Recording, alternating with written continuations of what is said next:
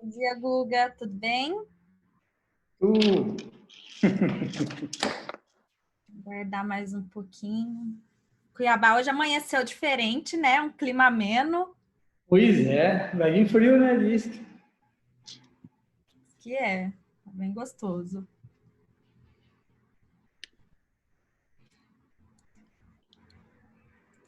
Pessoal, sejam todos bem-vindos. A gente vai aguardar uns 5 minutinhos, tá? Para a gente começar. Obrigada pela presença de todos vocês.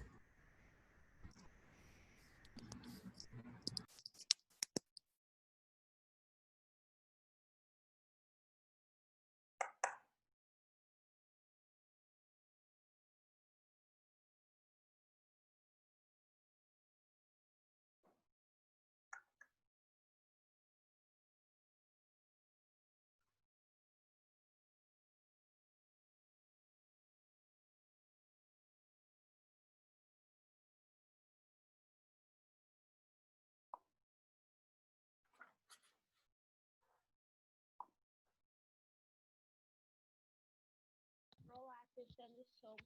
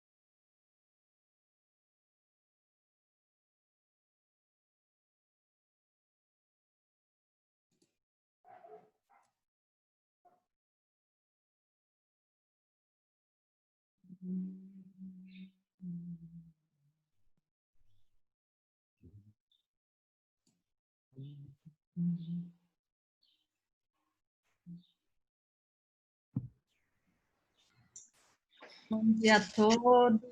Sejam todos muito bem-vindos. Nosso convidado acabou de entrar. Seja bem-vindo, doutor Tássio. Bom dia, Daniele. Muito obrigado.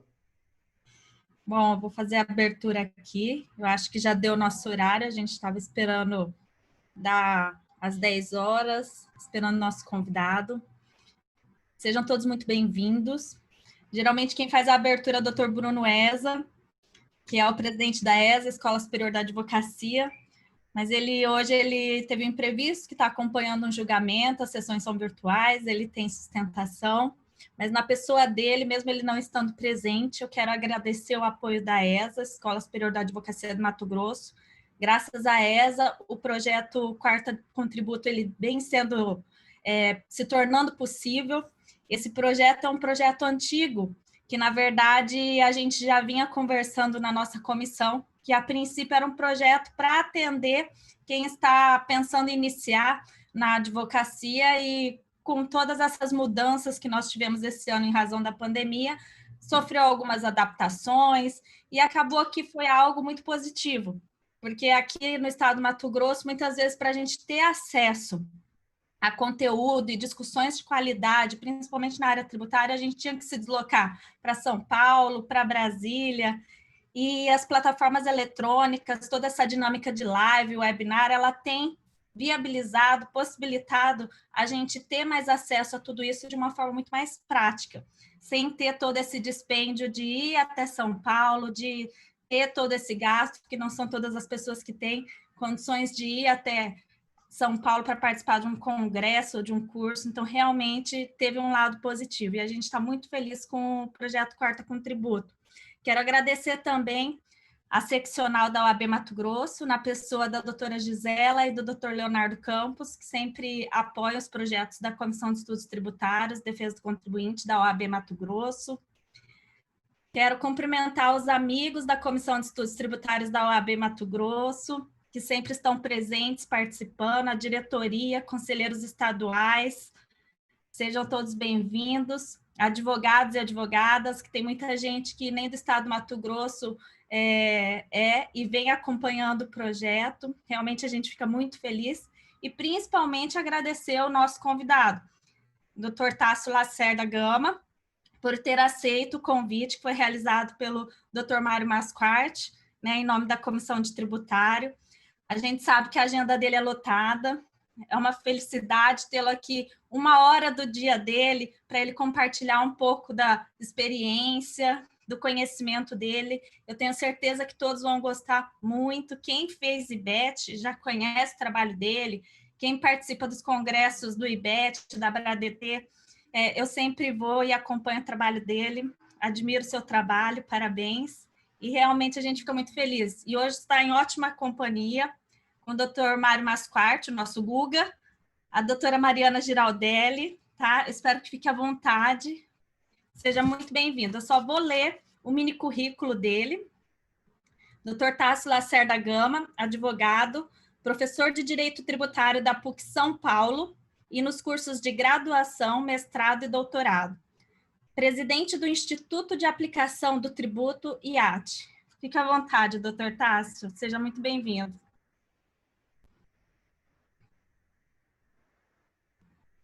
Eu acho que o áudio do doutor...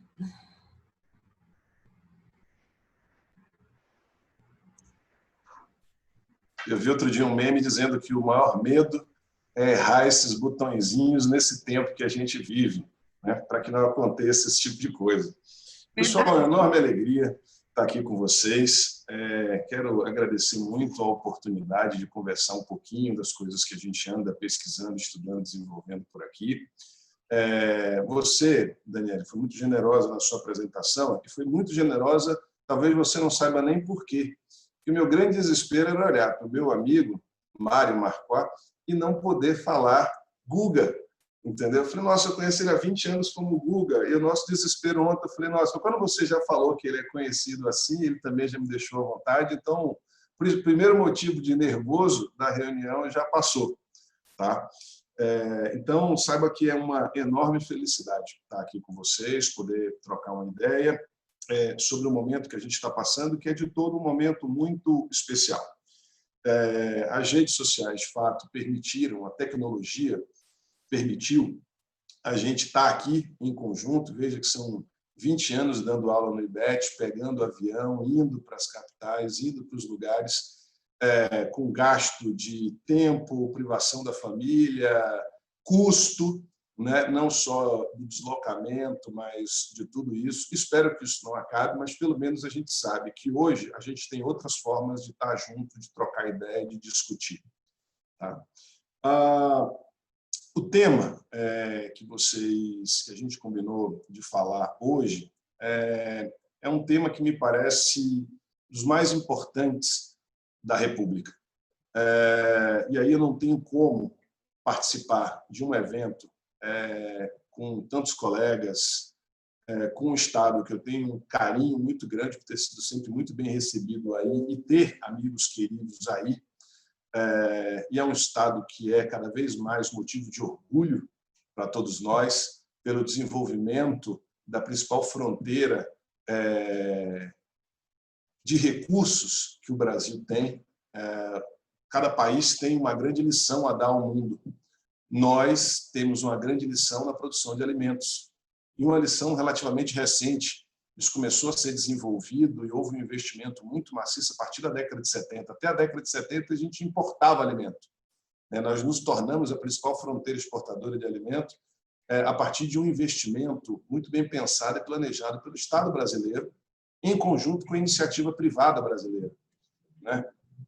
E eu me lembro muito de um artigo do ex-ministro Henrique Meirelles, onde ele faz um paralelo entre a nova economia dos Estados Unidos e a agricultura no Brasil. Para que acontecesse a nova economia dos Estados Unidos, foi necessário tecnologia do Exército, desenvolvendo como sistema de informação uma rede onde, se você destruir um computador, todas as informações podem ser acessadas do outro, então a tecnologia militar, e uma iniciativa privada livre, com pujança, para transformar em negócio o que foi inicialmente pensado como uma estratégia militar. Então, foi um sucesso público-privado. E ele faz um paralelo com a nossa experiência com a agricultura e pecuária, onde houve também um investimento público via uma série de instituições, lideradas todas elas por Embrapa, mas você tinha a CEPLAC, você tinha o Instituto do Açúcar e do Álcool, você tinha o Instituto Brasileiro do Café. Então, é como se existisse uma confederação de instituições pensando tecnologia. E há pouco tempo tem uma fundação que nós atendemos, cujo papel dela é dar tecnologia para o desenvolvimento de comunidades carentes, para que elas se tornem autossustentáveis. E o que foi muito interessante, eu chegar lá, numa região do semiárido baiano, e o sujeito falou, olha, acabou de sair daqui um técnico da Embrapa que trouxe 38 modalidades de mandioca que a gente poderia desenvolver aqui. Veja bem, o que é tecnologia efetivamente aplicada. E qual é o paralelo que se faz entre a agricultura brasileira e a nova economia nos Estados Unidos? A agricultura brasileira é também fruto de uma junção bem-sucedida entre poder público desenvolvendo tecnologia e iniciativa privada, com terra, clima adequado, desenvolvendo, plantando, produzindo, desenvolvendo novas fronteiras. E o Mato Grosso é um estado líder, né? É um dos estados que lideram esse movimento. Então, acho que tem tudo a ver falar com vocês nesse momento via tecnologia e falar de futuro do processo com vocês, porque vocês, de certa forma, implementam e concretizam isso. Então, me parece que é um tema adequado. Segundo ponto que me parece muito importante, a gente não está falando de processo do futuro, a gente está falando do futuro do processo. Isso tem uma diferença muito importante. O que vai acontecer com o processo no futuro, só Deus sabe, né? Ninguém é futurologista para saber como serão as relações tributárias para frente.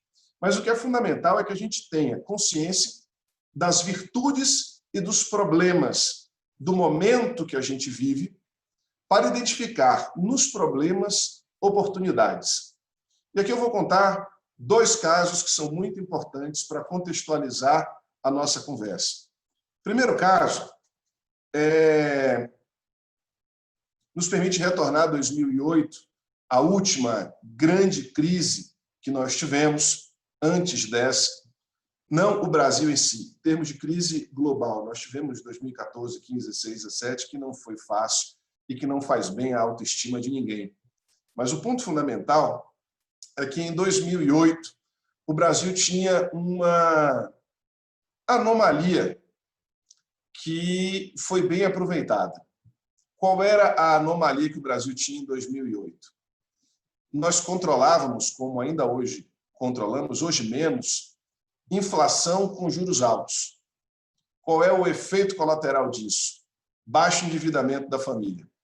Então, a ideia de austeridade fiscal, a ideia de colocar juros altos para inibir compra e, com isso, controlar a inflação, fazer com que o nosso índice de endividamento por família, comparado a uma família americana ou a uma família europeia, fosse bastante baixo. Isso permitiu que, numa crise que pegava famílias endividadas americanas e europeias e tivesse sido avassaladora, a gente conseguisse, com algumas medidas de estímulo ao consumo, basicamente redução de IPI sobre linha branca, material de construção, veículos automotores, a gente conseguisse dar uma resposta a uma redução de demanda que estava acontecendo naquele momento. Então, ter baixo endividamento numa sociedade altamente endividada, como era a americana e a europeia, era uma anomalia do Brasil em relação ao resto do mundo. Mas foi uma anomalia que trouxe uma possibilidade de resposta àquela crise interessante. Nós vivemos hoje uma outra anomalia no processo tributário. A anomalia que nós vivemos hoje é de ter, por dados levantados pela Ernst Young no final do ano passado, algo em torno de 50% do nosso PIB sendo objeto de discussão tributária.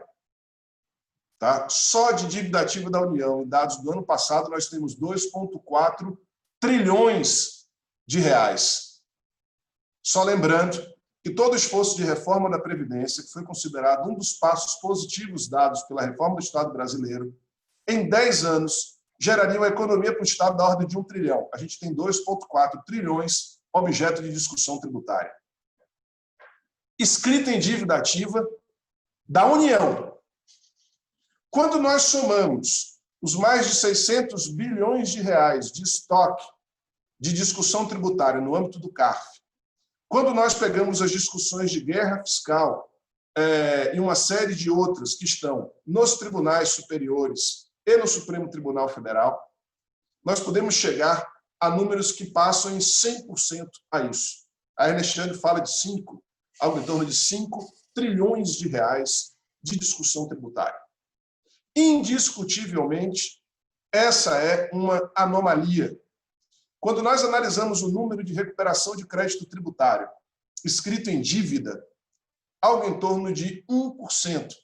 Senhores, nós estamos falando de R$1 a cada 100 escrito em dívida é efetivamente recuperado pela Procuradoria da Fazenda Nacional, que é uma procuradoria muito bem preparada, que é uma procuradoria integrada por profissionais que vocês podem ter questionamentos sobre conduta A, conduta B, conduta C, o modo como agiu no processo A, B ou C, mas, pelo menos, a experiência que eu tenho com a Procuradoria é uma experiência muito positiva no sentido de que os procuradores são uma elite. O concurso de procurador da Fazenda Nacional é um concurso dificílimo. São profissionais bem remunerados para desempenhar bem o seu trabalho. Então, a gente está falando de um setor da sociedade muito bem preparado, de um órgão da sociedade eficiente para vários aspectos, de um órgão que tem advogado bem no Supremo, embora eu tenha uma série de questionamentos como advogado privado, mas indiscutivelmente, se você compara como era a atuação no STF há 20 anos e compara a atuação da PGFN hoje, ela é muito superior hoje. Se você analisa como a PGFN discutia no CARF há 15 anos e olha como a PGFN discute no CARF hoje e a qualidade dos integrantes da PGFN, seja no Supremo, é muito alta. E esse pessoal, assim bem preparado, assim bem remunerado, consegue colocar R$1 a cada 100 que se inscreve em dívida. Os senhores já imaginaram um escritório de advocacia que bota R$1 a cada 100 que emite de fatura dentro de casa?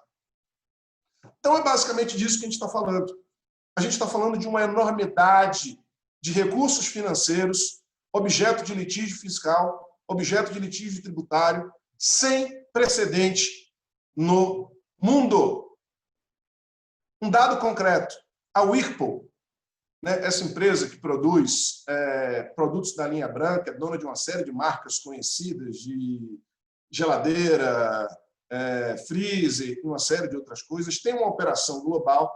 No Brasil, ela tem 4.500 processos tributários. No México, tem 150. Vejam, senhores, eu não estou falando da Suécia, eu não estou falando da Suíça, eu não estou falando da Noruega, estou falando do México.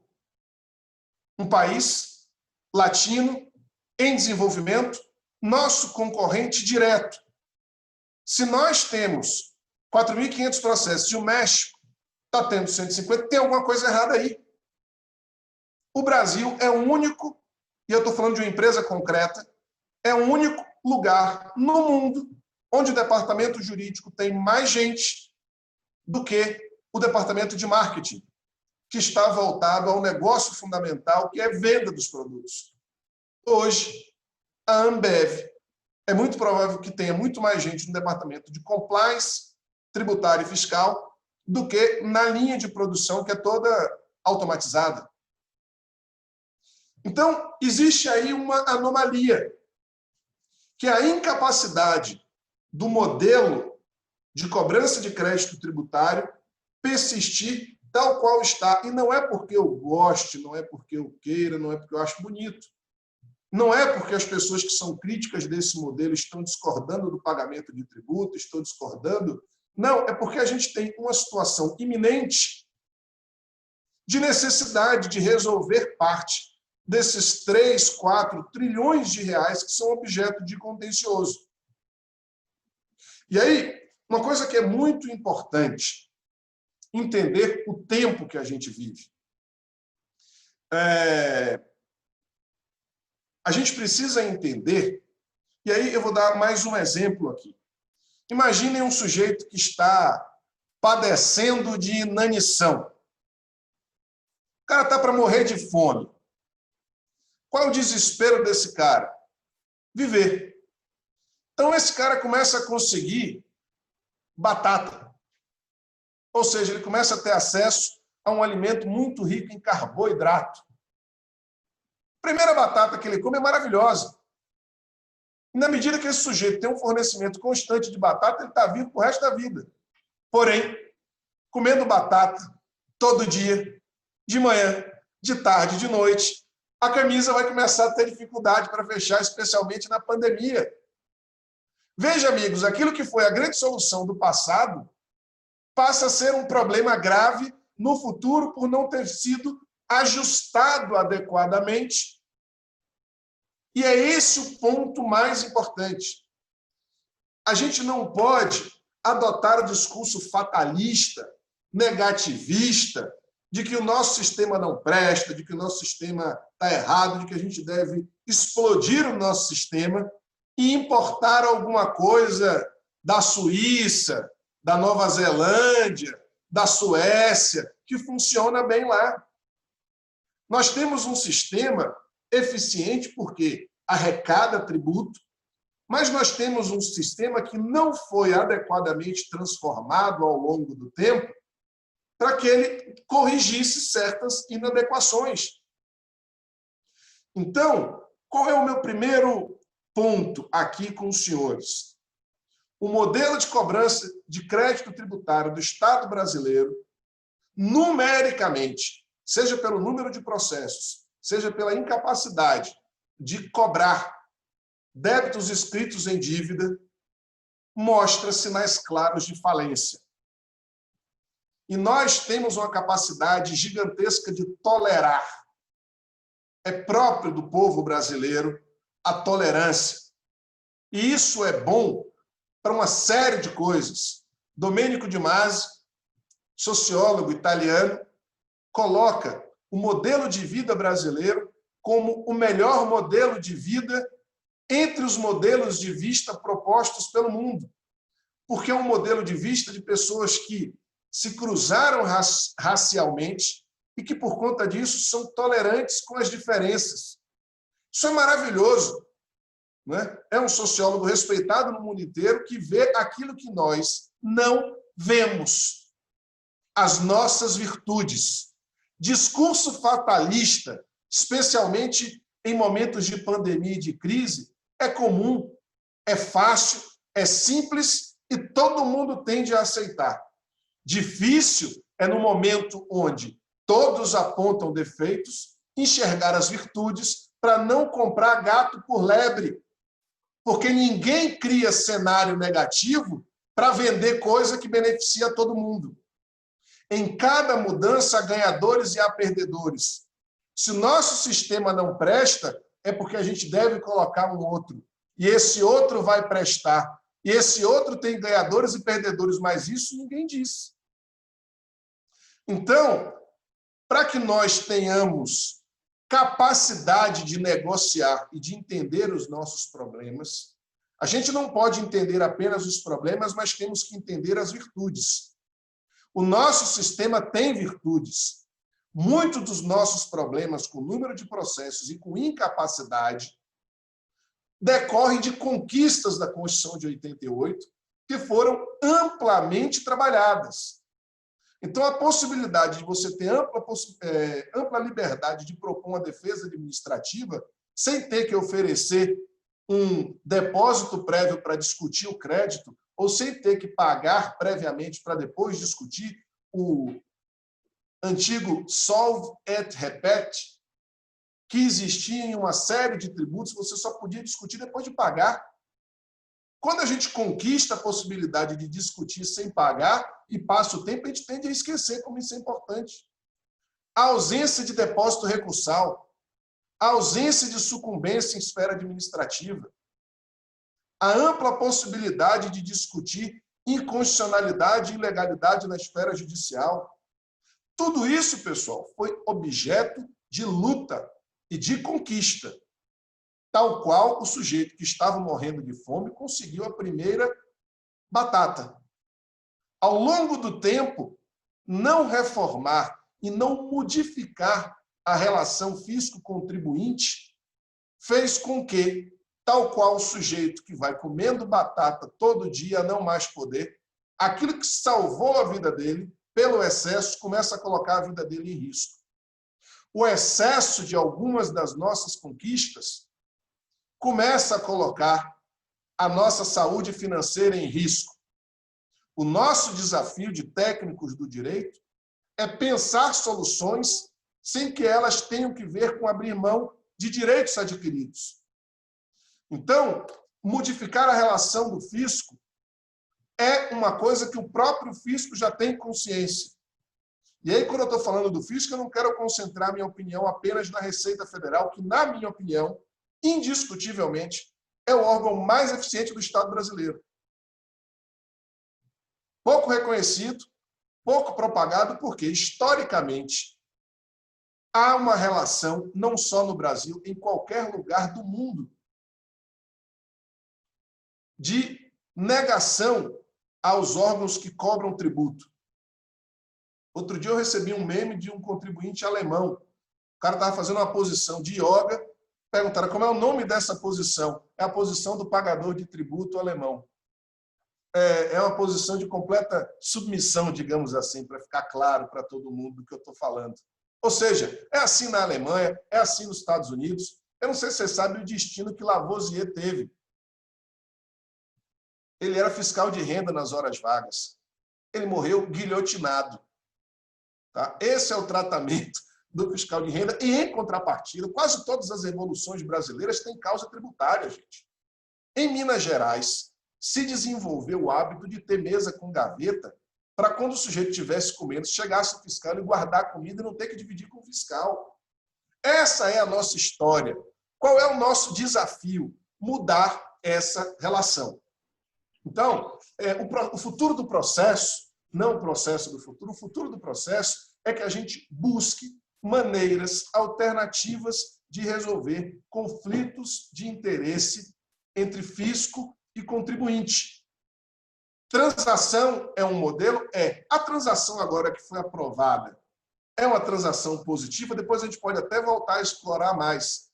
Ela tem 2 pontos.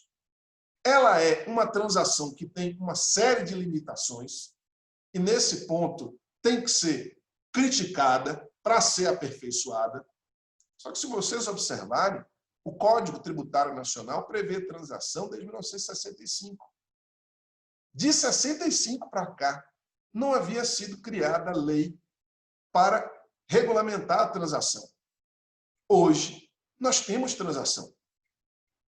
Entendeu? Então, temos o Instituto.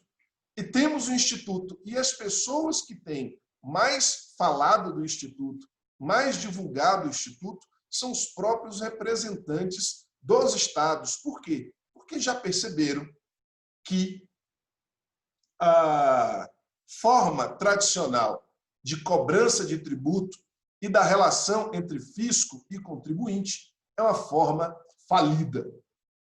Tá? Então, o meu primeiro ponto com vocês aqui é deixar muito claro que, para se pensar no futuro, nós temos que entender o presente e temos que entender da onde a gente está vindo. Tá? Vocês têm algum questionamento sobre esse ponto do diagnóstico que a gente tem hoje sobre a ineficiência do Estado brasileiro em litigar com o contribuinte? Eu quero chamar a atenção, não é a ineficiência de arrecadar, mas a ineficiência de litigar.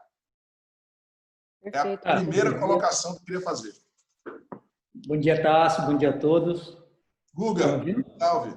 Tudo bem?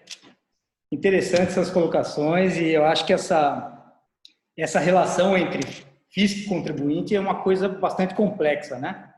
Não é só o órgão cobrador que é visto como o negativista. O contribuinte também, aos olhos da Receita ou da administração, também é visto de forma pejorativa, né? Como mal pagador, genericamente falando, né? Também, quando você coloca a parte da Receita, se a gente colocar os processos administrativos também, principalmente os estaduais, eu acho que essa base de contingência e de custo para o Estado, ela sobe mais ainda, né? A a gente estava conversando até com um gestor público, aqui no passivo tributário nosso estadual, é mais ou menos 200 mil processos. E ele comentou o seguinte, que não é julgando que nós vamos acabar ou diminuir esse estoque, né? E segundo as contas que eles fizeram, chegaram que se tivesse um deferimento automático de processos até R$5.000, esse estoque diminuiria 70%, só com uma adaptação, né? Ontem, no Conjur, saiu uma notícia que eles estão fazendo, a Câmara aprovou a emenda na MP 944, que é aquela situação que uma empresa de lucro real, para ela poder deduzir a mercadoria que ela vendeu e que não foram pagas, ela teria que acionar judicialmente para ela poder ter a redução. E me parece, na notícia, vem trazendo que houve a emenda, essa MP, e agora bastaria o simples protesto, né? Então, eu acho assim, eu queria que você comentasse também essa função, não é nem função a palavra, mas a implicação que tem os deveres instrumentais, né? As obrigações acessórias também, né? Tanto da obrigação tributária, a exigência que tem, a complexidade toda da nossa legislação, né? Guga, obrigado pela pergunta, e ela me permite, para responder o seu tema, dar uma contextualizada em um aspecto que me parece muito importante. Eu comecei falando da pandemia, mas desenvolvi pouco, tá? O momento que a gente vive é único. Meu avô tem 94 anos, falou: meu filho, nunca vi nada parecido. Não houve guerra que se assemelhasse, não houve... É um momento especialíssimo. E é um momento onde todos os liberais que eu conheço estão defendendo uma postura keynesiana, ou keynesiana. Keynesiana é o vício de falar teoria do direito. Keynesiana, ou seja, é o momento do Estado fazer frente aos problemas que uma pandemia faz surgir. Que problemas são esses? Primeiro, diminuição de receita com manutenção de despesa. Dentro de uma empresa, traduzindo para o mundo tributário, o problema que a pandemia gera é esse. Você tem uma redução de receita com manutenção de despesa. E aí você poderia dizer, bom, mas do ponto de vista cíclico, a gente pode cortar a despesa quando a gente tem diminuição de receita. E aí vem a chave da questão. Que despesas são essas? Né? São receita de outras empresas, são contratos de trabalho, são pagamentos de tributos. Ou seja, suspender essas despesas gera um efeito em cadeia. Então, você tem duas ações. Ou você tem crédito para compensar a redução de despesa, a redução de receita, ou você tem prorrogação de despesa. Não tem como sair. E por que eu estou dizendo essas coisas aqui? Porque a gente tem dificuldade de, muitas vezes, entender o foco dos problemas. E aí, quando tem uma pandemia que gera naturalmente preocupação em todo mundo, em algumas situações o momento é desesperador, né? 1/3 dos bares e restaurantes do país já fechou definitivamente. 1/3. É muita gente. Entendeu? 49% das pessoas que poderiam trabalhar no país não estão trabalhando. Não significa que a gente está tendo desemprego de 49%, porque o índice de desemprego depende de quem está procurando. E na pandemia, muita gente não está procurando. Então, a gente tem uma situação que é muito grave e que vai exigir, cada dia mais consenso, dinheiro público. Isso vai fazer com que tenha aumento de endividamento público. Tá? O que fazer? E aí, a gente anda tendo algumas alternativas. Primeira alternativa que o governo defendeu e que está sendo defendido pelo próprio presidente da Câmara. É o momento da gente fazer reformas tributárias. Tem duas reformas que pretendem criar um IVA. E aí, eu olho, se a gente desse um Ctrl-Alt-Del, sem história no nosso Brasil, sem o nosso modelo federativo, seria legal ter o mesmo tributo do resto do mundo? Seria. Seria legal não ter guerra fiscal entre municípios, Estado, conflitos de competência? Seria. Seria bom ter um tributo 100% neutro? Seria. Agora, é esse o momento de fazer isso? E aí, quando as pessoas me perguntam, você acha boa ou má a reforma tributária? Eu acho ela simultaneamente boa e má. Ela é ótima para quem tem muito crédito. Ela é ótima para quem é banco, que vai ter o seu spread bancário desonerado de PIS/COFINS sobre receitas financeiras. Ela é maravilhosa. Quantos CNPJs estão representados por quem vive esta maravilha? 1.200? 1.500? Esses CNPJs representam que contingente da riqueza nacional? 50%, 60% da riqueza nacional. Talvez até um pouco mais. Seria bom que essas empresas fossem desoneradas? Claro.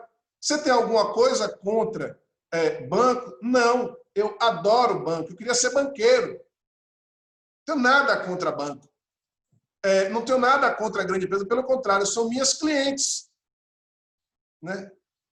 Porém, quando você tem desoneração de algum setor, outro setor paga a conta. O que é preciso perceber é que em toda reforma há ganhadores e perdedores. Quem são os ganhadores? Quem tem muito crédito, quem vai ser desonerado. Quem são os perdedores? Quem vai ser onerado. E a gente está falando de quem sendo onerado? 11 a 12 milhões de CNPJs, que representam 62% da contratação de mão de obra no país. Esses 62% de mão de obra contratada estão cientes que eles não darão direito a crédito? Isso significa dizer que se o sujeito for no seu escritório, que é um escritório que está bem sucedido no lucro real, você dá direito a crédito, ainda no presumido. Contratar o mesmo serviço no escritório de advocacia que está no presumido, ele não dará direito a crédito, ou seja, de 25% a 30% mais caro contratar quem está no simples. Ah, eu quero isso em nome do país. Está todo mundo ciente? Está todo mundo querendo? O meu papel não é tomar decisão em nome de ninguém. Como professor, minha função é deixar ganhadores cientes. Os ganhadores já estão. Claro, não tem tanto artigo pululando todo dia defendendo de graça. E os perdedores estão cientes? Há certos setores que têm aumento de 1.200% na carga tributária. Plano de saúde. Ah, mas o Brasil paga pouco tributo como serviço. É o momento de aumentar, de corrigir? Quem contrata 62% da mão de obra do país deve ter o seu serviço aumentado em 25% a 30% agora? Essa é a pergunta que a gente precisa fazer. Ah, é bom ou é ruim? É ótimo para quem vai ser desonerado, é péssimo para quem vai ser onerado. Agora, às vezes, eu não duvido nada de ter passeata. As pessoas que vão ter 25% do seu serviço onerado e lá, em nome de quê? Da simplificação, da redução. E aí eu chego no ponto que você colocou. Boa parte da discussão que a gente tem fruto dessa complexidade, e aí quando a gente tem o nosso sistema é complexo, a gente precisa fazer uma pergunta. Tem complexidade no sistema tributário brasileiro? Claro. Para quem? Se 12 milhões de CNPJs apuram tributo, colocando no site do banco código de arrecadação, período e valor da base de cálculo. As empresas que estão no Simples apuram tributo assim. E apuram todos os tributos dessa forma. Então, quando me vem um dado do Banco Mundial dizendo que as empresas brasileiras estão em penúltimo lugar de complexidade,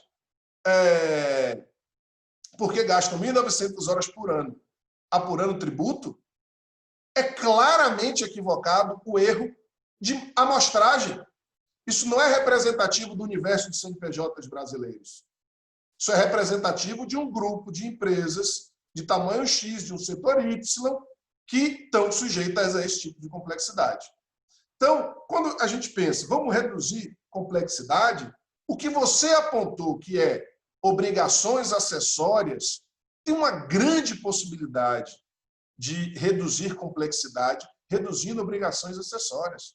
Boa parte das obrigações acessórias que existem hoje foram pensadas num contexto onde você não tinha tecnologia, onde você não tinha possibilidade de rastreamento.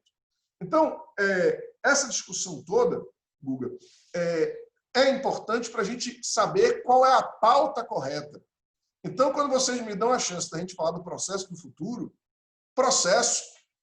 veja só, toda reforma tributária não trará aumento de arrecadação. Na palavra dos defensores de todas elas, eu não estou aqui para aumentar a arrecadação nem para diminuir. Então, a gente vai transformar tudo para não ter aumento de arrecadação. Pelo contrário, a gente vai ter dois sistemas durante 10 anos. Vocês já imaginaram o que é o diretor de uma multinacional brasileira explicando a duplicidade de sistema para sua matriz? Você já imaginou o que vai ser desses tributos residuais ao longo do tempo, quando a Receita começar a prestar atenção só na tributação sobre o consumo? Tudo isso sem mexer em tributação setorial. FUS vai continuar existindo, FISTEL, FUNTEL, todas as contribuições setoriais vão continuar existindo. Você vai criar 2 sistemas para não alterar 1 centavo a eficiência tributária do Estado, até porque boa parte desse contencioso não vai ser tocado. Parte desses trilhões escrita em dívida ativa, ou pelo menos mais de 50% da dívida ativa escrita no Brasil, não tem nada a ver com tributação sobre consumo. É ágil, que mudou do dia para a noite, começou a autuar todo mundo com multa de 150%, entendeu? Sem alteração da legislação. São esses tipos de maluquice. Agora, se a gente faz um contexto desse, e se a gente identifica que é muito importante a gente ter prioridade, a prioridade de resolver a relação fisco-contribuinte por meio do processo bota nos cofres públicos potencialmente 5 trilhões de reais. É lógico que, se você for auditar essa dívida, boa parte dela é uma dívida que não tem qualidade. Então, por que o nosso sistema é complexo? É a primeira pergunta a se fazer. Por que existe essa animosidade entre fisco e contribuinte? Médico que não sabe ler exame não tem condição de prescrever remédio. Então, se você está falando com um indivíduo que não entende por que o sistema tributário brasileiro é complexo, esse indivíduo não tem condição de simplificar o sistema tributário brasileiro. Simples. Eu vou no médico agora, faço uma tomografia computadorizada. O cara pode não sei ler tomografia, não. Eu vou te prescrever o remédio, mas isso aqui eu vou pedir para um amigo meu ler. E aí você continua nesse cara? Só que o que está sendo proposto não é um remedinho, não, é uma cirurgia. Uma cirurgia plástica complexa. Então, é importante entender por que o nosso sistema é complexo. E a resposta é muito simples, embora a solução seja complexa. Há complexidade porque dá dinheiro. Tem muita gente ganhando dinheiro. E se vocês estão rindo porque vocês ganham dinheiro com o processo tributário, provavelmente vocês são quem menos ganha. Primeiro ponto. É vantajoso para a União lavrar um auto de infração que posteriormente pode ser cancelado. Ela não se prejudica em nada e o auto de infração constituído é, de um lado, forma de arrecadação, 25% da receita da União é fruto de auto de infração pago, gente. Quando você lavra um auto de infração, ainda que ele não tenha pé nem cabeça, aumenta a capacidade de endividamento. Você tem um a receber. É como se você fosse pedir uma garantia para o banco, notificasse o seu vizinho de que a casa dele é sua e pudesse dizer para o banco, ó, eu não tenho só essa casa para dar em garantia, não. Eu tenho a minha, tem a casa do lado.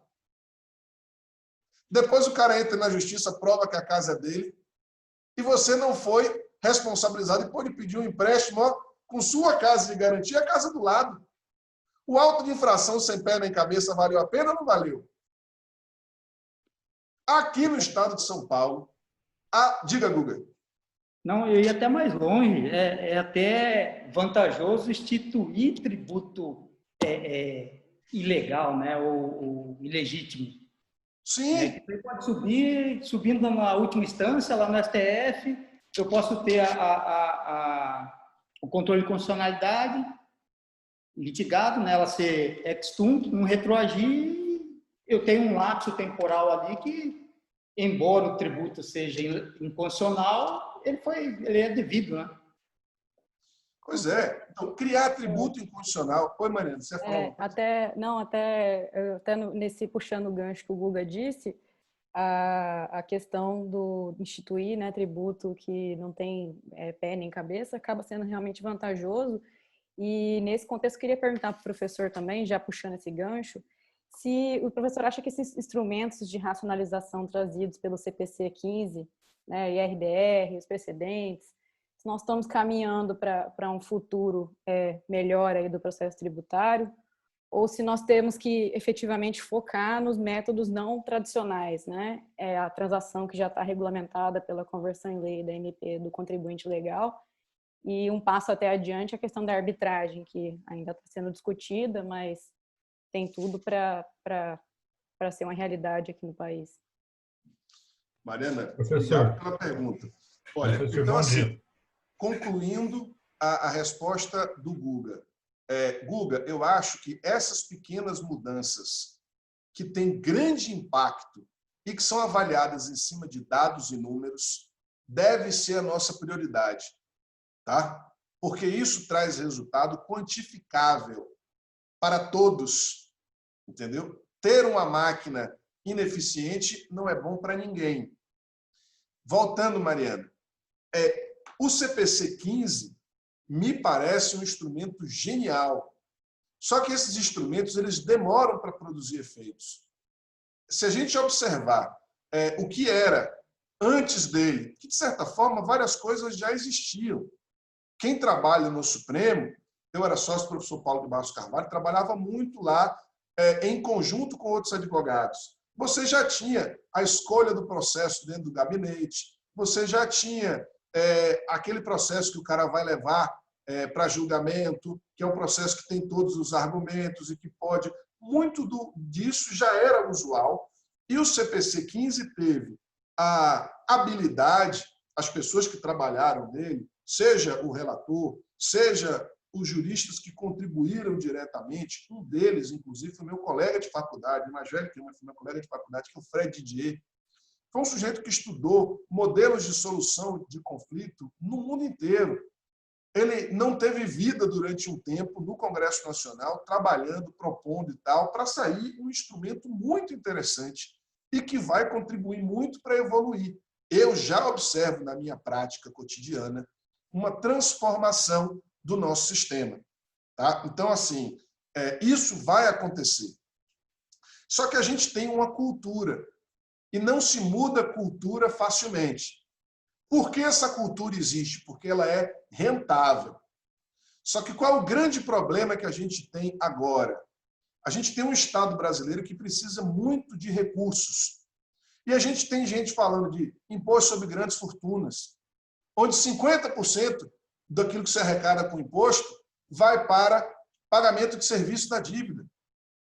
Então, eu vou criar 10 de imposto sobre grandes fortunas. 5,3 está indo para o serviço da dívida, então sobra 4,7, que não pode ser vinculado a fundo, órgão ou despesa. Então, o sujeito que pensa na criação disso para diminuir desigualdade, ele está pensando no tributo como instrumento de vingança social, não está pensando em resolver o problema do desigual. Da mesma forma, onerar em 1.200% alguns serviços ou criar para 12 milhões de CNPJs a penalidade de não dar crédito num tributo de alíquota de 25% e 30%, é penalizar com 30% a criação de um tributo que vai aumentar litígio, indiscutivelmente, entendeu? E não vai aumentar a arrecadação. Então, veja, imposto sobre grandes fortunas, reforma tributária, essas coisas, não são a solução que vai trazer resultado para o Estado brasileiro. A gente tem aqui, a gente está sentado, todos nós, em cima de uma montanha de 5 trilhões de reais de objeto de discussão. Esse deve ser o ponto que vai concentrar a nossa inteligência. Entendeu? Esse é o ponto que traz resultado imediato. Se você melhorar em 1%, se você melhorar em 100%, você vai fazer com que vá R$2 a cada 100 inscritos em dívida. Isso não parece factível? E isso aí pode representar muitos bilhões de reais para fazer frente não só a todo o gasto do Estado brasileiro com a pandemia, como o gasto que vai ser necessário. Nós estamos, esse ano, com o menor nível de investimento. Na ditadura, o Estado brasileiro investia 5,3%. Há 15 anos, o Estado brasileiro investia 5,7%. Esse ano, a gente está investindo perto de 1%. É o menor investimento público da história da existência do Estado brasileiro. Isso precisa ser revertido. Se nós tivermos condição de pensar, de utilizar todas as cabeças inteligentes que bolam tese tributária, bolarem forma de melhorar a vida do seu contribuinte ou do ente arrecadador, o resultado já está quantificado. Não é porque daqui a 5 anos eu vou aumentar 10% a arrecadação do Estado brasileiro, não. Isso é número mágico. Isso não tem nenhuma comprovação. Isso só engana quem nunca mexeu com tributário. Desculpa a expressão, desculpa a franqueza. Mas a gente está falando de um dinheiro que está quantificado, que é escrito em dívida. Então, qual é o nosso grande desafio? Não abrir mão de garantias e buscar formas de aumentar a capacidade de pagamento do contribuinte brasileiro. E aí você tem uma série de coisas que a gente tem que ter já mapeado. Então, o tipo de raciocínio para aqui é entender quais são os estímulos para que isso tenha surgido. Esses estímulos compõem uma cultura. Como é que você muda a cultura? Mudando os estímulos.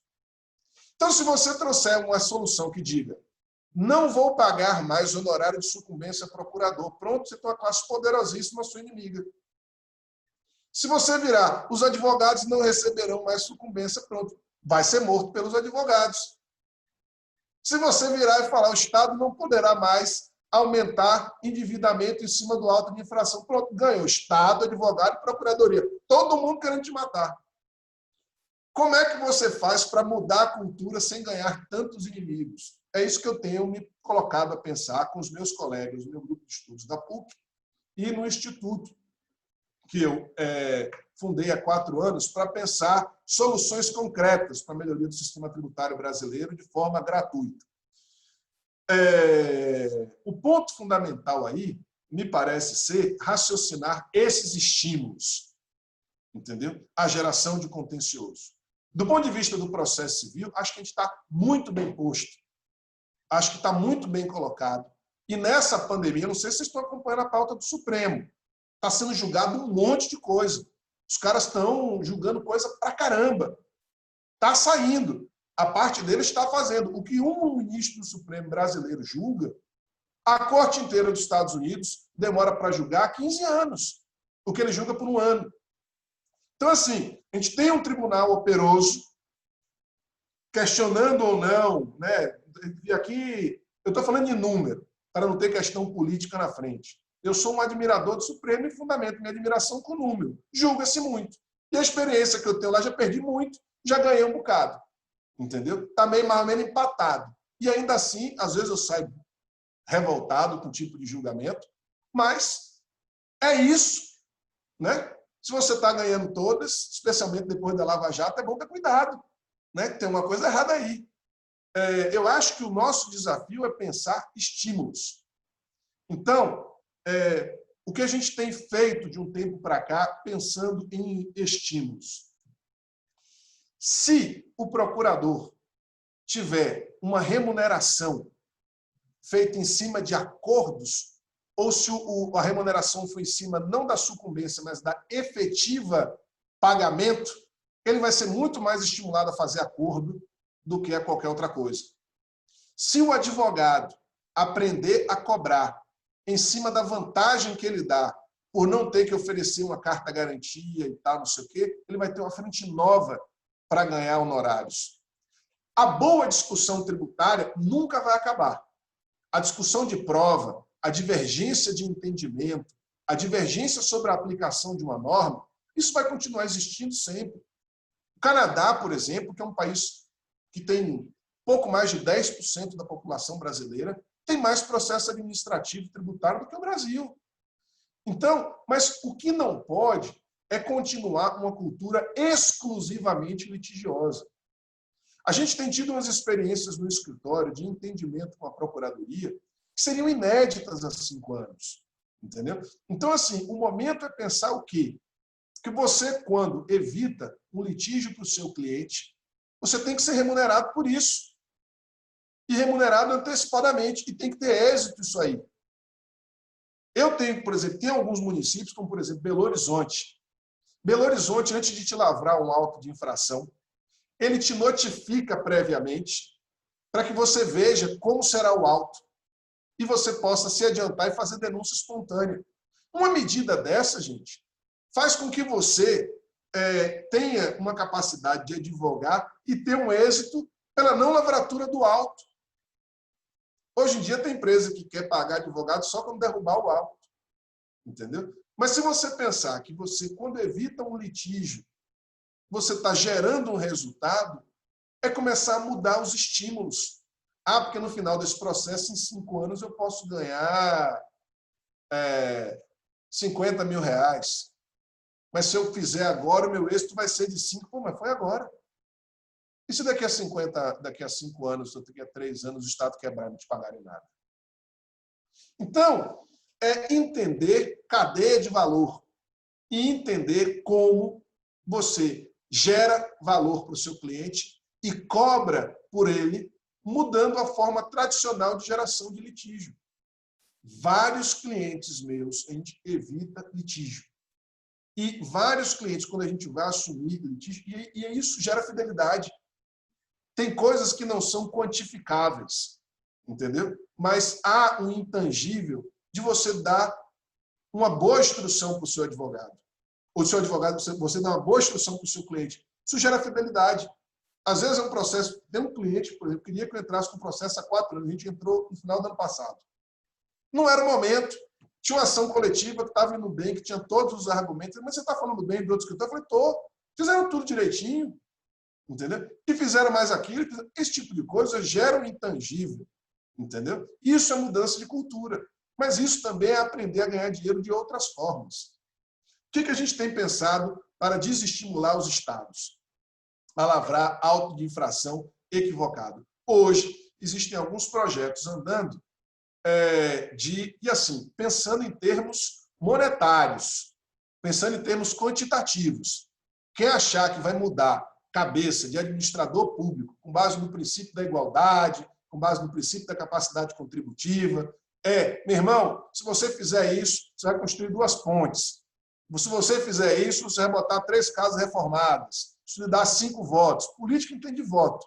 Gestor público entende de receita. Advogado entende de honorário. Então não adianta ficar iludindo que o cara está querendo em nome da justiça e da igualdade. Vem cá, você vai botar quanto de honorário no bolso? Como é que você vai fazer isso de outra forma, para mudar a cultura? E no lugar de ter 5 trilhões, a gente tem 2. Porque se no lugar de 5 a gente passa para ter 2, você tem que ter 3 trilhões de resultado. A gente está falando de 3 reformas da Previdência. Quanta gente vai deixar de se aposentar para gerar 1 trilhão de ganho ao longo de 10 anos? O resultado disso, você pode resolver com uma forma mais eficiente. A gente está falando de dinheiro que está... Não é sonho, gente. Não é conjectura, não. É dinheiro que está quantificado, escrito em dívida, objeto de auto de infração. É disso que a gente está falando. Então, me parece que a gente precisa se valer do arsenal teórico, não abrir mão de direito e entender estímulos que existem à geração de contencioso.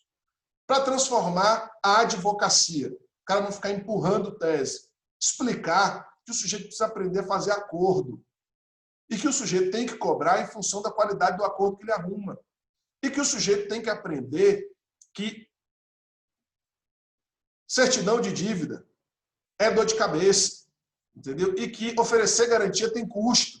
E que se ele troca uma carta de fiança com seguro-garantia, tem honorário para cobrar aí. E se ele troca um seguro-garantia, uma carta de fiança, por um bom acordo, tem que ser cobrado também. E que o procurador... Então, o que a gente tem que pensar? Para o advogado é enxergar outras possibilidades de ganho. Para o Estado, hoje em dia está no Congresso Nacional dando a possibilidade de securitização de dívida. Tá? E a securitização de dívida, a gente precisa prestar atenção que a securitização de uma dívida pública não pode seguir a mesma lógica da securitização de uma dívida privada, por um simples fato. A empresa privada quebra e evapora. O Estado não some. O Estado quebra conceitualmente. O Brasil já quebrou 10 vezes. E aí, cadê? O Brasil fez concordata? Se aumenta o rate, diminui o rate. Entendeu? Você tem a avaliação de qualidade do débito. Então, uma maneira de estimular o Estado é permitir que o Estado emita título em cima da dívida constituída tributária, de boa qualidade. Então, se o Estado pode emitir título em cima da dívida, ele passa a ter 2 recebíveis no lugar de um só. Veja, mas você não vai fazer isso com qualquer dívida. Auto de infração lavrado contra a jurisprudência administrativa do próprio tribunal contra a súmula vinculante. É auto de infração de baixa qualidade. O sujeito que vai comprar um título emitido em cima de uma dívida de baixa qualidade não vai pagar por ela. Alguém vai pagar algum valor por auto de infração lavrado com fundamento na Resolução 13 da Receita Federal? Até o nome não presta. 13. Já me dá logo preocupação. Então, você precisa criar outros estímulos. Se você vir lá ao Estado, eu deixo que você dobre sua dívida de boa qualidade, desde que você acabe com sua dívida de baixa qualidade. Pronto. Você está criando um estímulo. Por exemplo, o Estado do Ceará, ele tem uma fórmula interessante, porque os bônus são pagos para os auditores fiscais, e o auditor fiscal ele tem uma métrica interessante, que o sujeito que lavra muito auto de infração, que é retificado, isso conta contra ele. Só que isso não dá diferença na remuneração dele. É preciso que isso impacte no quanto o cara recebe. O Estado do Ceará, por exemplo, só quantifica ganho para repercutir na remuneração do cara quando o valor é efetivamente pago. Isso é um sinal de que o sujeito não vai perder tempo lavrando auto de má qualidade. Então, é necessário que a gente saia um pouco da caixinha e raciocine formas de dar dinheiro às partes envolvidas de uma forma mais inteligente. Por quê? Porque esse tipo de raciocínio não ocupou o debate nacional, como ocupou o vamos criar um grande tributo que fará com que todas as pessoas andem de mãos dadas, porque a partir desse novo grande tributo o Brasil será um país feliz. Jesus do céu. Com certeza, Tássio. O discurso é feito pelos vencedores, né? O discurso da simplicidade da reforma, né? O discurso da solução de todos os problemas à luz do fim do túnel.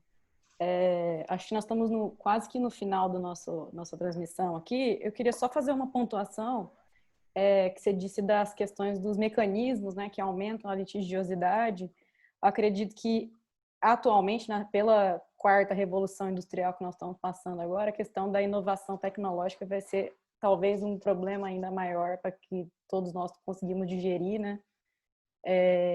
Os serviços digitais estão muito em voga agora, tem a questão do PL 2358, que trata da CID digital, muito recente, então ainda vamos ter alguns problemas com relação a aumento de litigiosidade. Eu queria saber se a gente tem condição, assim, o futuro do processo tributário, o processo tributário do futuro, ele vai conseguir, dentro do que a gente tem, né, instrumentos de agora, né, a questão da arbitragem ainda não é realidade, mas talvez esteja próximo, nós vamos conseguir lidar com tudo isso, porque a tecnologia ela vem para o bem, mas também nós precisamos saber digerir tudo isso, saber lidar, né, com toda essa questão, e é uma complexidade que a gente nunca viveu, e gostaria de saber a sua opinião sobre essa temática também. Poxa, excelente. Eu tenho comentado nesse instituto, o Instituto de Aplicação do Tributo, né? institutoiat.org. Quem tiver curiosidade depois, dá uma olhada lá, tem os materiais que a gente produziu nos últimos 4 anos, é um foro de debate para esses temas. Nosso grande desafio é não só como o direito tributário alcança a tecnologia, mas entender, basicamente, o impacto da tecnologia no direito tributário. Por exemplo, a gente está falando aqui de mudar a relação entre fisco e contribuinte, mas pensando da perspectiva de um administrador público, como saber quem é quem? A tecnologia já oferece isso para os bancos. Isso está começando a chegar com os cadastros positivos de contribuinte. Separar o joio do trigo. Há empresas criadas para fraudar o fisco. Há empresas, boas empresas, que podem ter muitos problemas tributários, mas que não foram criadas para fraudar o fisco. Separar o joio do trigo é algo que vai ser feito e já está sendo feito por tecnologia. Cada um de nós que entrar no banco para pedir um empréstimo, sai cada um de nós com um juro diferente. Por quê? Porque quem apura juros é o seu histórico de pagador. Então, da mesma forma quem apura a relação com o contribuinte no futuro será feito por inteligência artificial. Modelos como contribuinte nos conformes aqui de São Paulo e no Ceará parece que tem um contribuinte pai d'égua, né? Que pai d'égua é um adjetivo positivo lá no Ceará, que é basicamente o quê? O uso dessa inteligência artificial para selecionar quem tem direito ao quê dentro da administração pública. Quais são as aptidões que isso vai exigir do advogado do futuro? Que entenda de Lei Geral de Proteção de Dados, que entenda de não discriminação, que entenda em que medida o fisco pode usar tecnologia sem resolver, só que especialmente que a gente não perca de vista as nossas virtudes. O simples, que estão querendo criar um pedágio para acabar o simples. Quem quer simplificar quer acabar com o simples. Olha que legal. Criando um pedágio, né, de 30% ser mais caro o simples. Não, o simples não vai ser extinto, não, mas você continua 30% mais caro do que uma empresa que não está no simples. Existem assimetrias, claro. Por isso eu não quero dizer que o nosso sistema é perfeito. Por isso eu não quero dizer que o nosso sistema não possa ser ajustado, não possa ser melhorado. Por isso eu não quero dizer que o nosso sistema de tributação sobre consumo seja justo e seja fácil. Nada disso. Tá? Mas que a gente tenha sempre a ideia de estímulos e que a gente tenha sempre a ideia de ganhadores e perdedores. Os desafios que se impõem na frente é que a gente esteja por dentro do que pode trazer conexão com o direito tributário. Então, lei de proteção de dados é um negócio que eu tenho estudado com o professor da Universidade de Frankfurt, Ricardo Campos, com suas implicações em matéria tributária. O nos conformes. Quais são os algoritmos do no conforme? Quais são os critérios? Quais são os pesos? Isso tem que ser público. Por quê? Porque a matéria tributária é diferente da privada. O banco pode olhar para a sua cara e dizer, eu não te empresto dinheiro. Eu te empresto com juros de 15% e virar para o seu irmão e dizer, eu empresto para você com juros de 5%, de 4%, de 3%, de 2%. Isso tudo pode ser feito. Por quê? Porque é uma relação privada. O que nós precisamos com a nossa formação de direito público, de tributário, é entender que essas são novas fronteiras que estão vindo aí. O que eu acredito muito é que, por exemplo, se nós tivermos um cadastro único de contribuinte, você tem condição de resolver quase todos os problemas de conflito de competência em matéria tributária no país. Isso quem viabiliza? Tecnologia. O modelo do simples, gente, precisa ser corrigido, precisa ser aperfeiçoado. Eu não estou querendo de jeito nenhum dizer, manter o que está aí. Mas o que eu estou querendo dizer é que o modelo do simples dá complexidade a quem? Quantas pessoas vocês conhecem que já entraram com MS contra a alíquota do simples? Então, esse tipo de tecnologia que a gente já tem, que já representa a arrecadação de 96% das empresas do Brasil, precisam ser entendidos e precisam ser aperfeiçoados. Mas o Brasil tem boa parte das grandes inovações que uma nota fiscal eletrônica poderia trazer para um país, o Brasil já tem. A quantidade de informação. Vocês viram? Ontem acabou a declaração de imposto sobre a renda. É fantástico aquilo ali. É porque o imposto sobre a renda é chato demais. Albert Einstein dizia que vocês acham essa teoria da relatividade difícil. Difícil para mim o imposto de renda dos Estados Unidos. Entendeu? É tão difícil que você não tem ninguém que se venda nos Estados Unidos como eu sou especialista em imposto sobre a renda. Por quê? Porque é complexo demais, ninguém domina aquilo ali totalmente. Entendeu? Então, tributo é complexo. Tributo é para especialista. Tecnologia está chegando.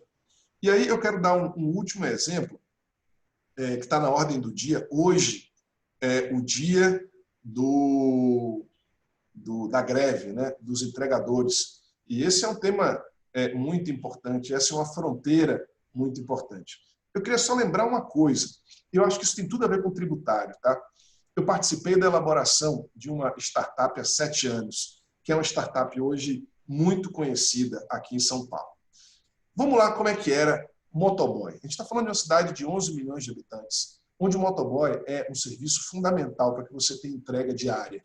Tá? O sujeito pegar uma carta aqui no meu escritório e levar em outro lugar, ou em alguns lugares, como o próprio vereador, ex-senador Eduardo Suplicy, pegou o motoboy mais de uma vez para chegar em reunião por causa do trânsito de São Paulo.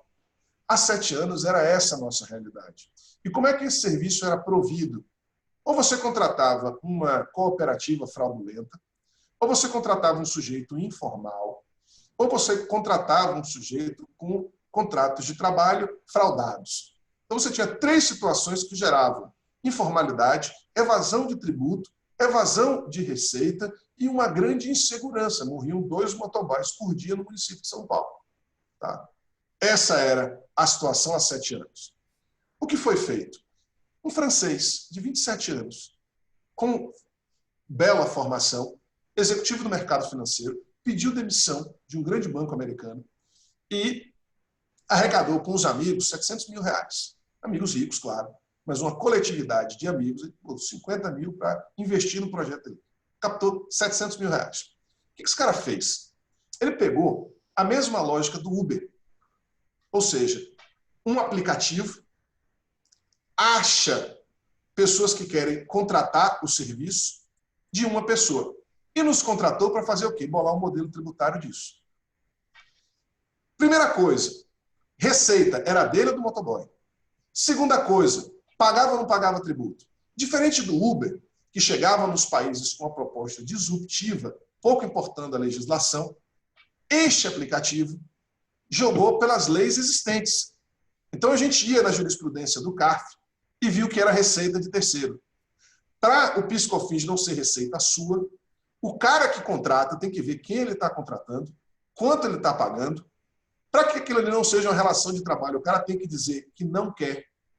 E você não tem que ter habitualidade, não tem que ter subordinação hierárquica, não tem que ter dependência econômica. Mais de 60% dos primeiros motoboys dessa empresa, eles tinham carteira assinada em outro lugar. Tá? Tássio, Todos os... Oi. a gente tá... Acho que a gente tem mais 1 ou 2 minutinhos. A gente está encaminhando para o fim. Tá, eu vou fazer em 30 segundos a conclusão. Eu ia O falar que pra você- aconteceu? 6 mil motoboys em MEI, contratados por aplicativo, com carteira, pagando tributo. Hoje, esse é um negócio de 1,2 bilhão de dólares. Tá? Não houve alteração da CLT, não houve alteração das regras de trabalho, há discussão sobre o quanto se paga. Mas todos esses caras ganham perto do teto de MEI, que é quase R$5 mil por mês. Tá? Isso feito pela tecnologia. Eu acho que esse exemplo tem que ser levado para o tributário. Ótimo. Tássio, infelizmente nosso tempo é curto, mas eu quero mais uma vez agradecer pela sua participação. E hoje eu vou sugerir a gente encerrar de uma forma diferente. Eu vou pedir para todo mundo, quem puder, desbloquear a câmera, os microfones, para a gente fazer uma salva de palmas para o nosso convidado. Realmente foi uma discussão muito rica, tá? A gente agradece, tá? Quem puder, obrigada. Então, sou eu que agradeço, pessoal. Valeu. Obrigada, tá? professor. Obrigado, Tássio. Obrigado aí. Obrigado pelo convite, pela oportunidade, pessoal. Abraço forte para todo mundo. Valeu, Guga. Valeu, Mariana. Valeu, Daniel. Abraço, professor.